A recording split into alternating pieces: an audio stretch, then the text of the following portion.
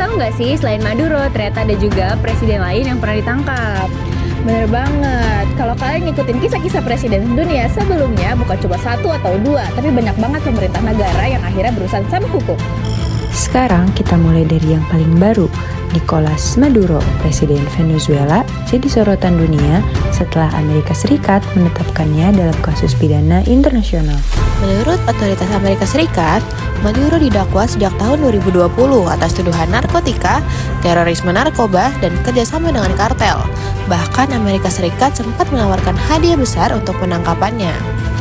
Kasus Maduro ini bikin banyak orang mikir, seolah-olah ini kejadian pertama dalam sejarah.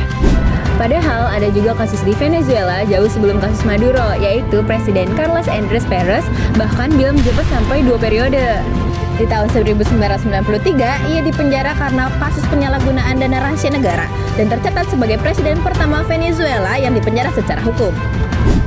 Selain di Venezuela, ada juga di Panama, yaitu Manuel Noriega sebagai pemimpin de facto yang dulu sangat berkuasa.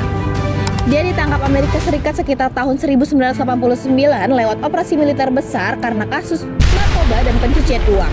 Lalu diadili dan dipenjara di Amerika Serikat. Selanjutnya, di Honduras ada Juan Orlando, mantan presidennya setelah lengser sempat ditahan karena kasus penjualan narkoba dan senjata. Selain itu, ada dari Guatemala, yakni Alfonso Portillo, mantan presiden awal tahun 2000-an. Ia ditangkap karena kasus pencucian uang, lalu menjalani hukuman penjara sebelum akhirnya dipulangkan. Jadi dari Venezuela sampai Amerika Tengah, polanya hampir sama, yakni kekuasaan besar yang akhirnya jatuh pada kasus hukum. Menurut kalian gimana? Tulis pendapat kalian di kolom komentar. Sampai jumpa di konten selanjutnya. See you!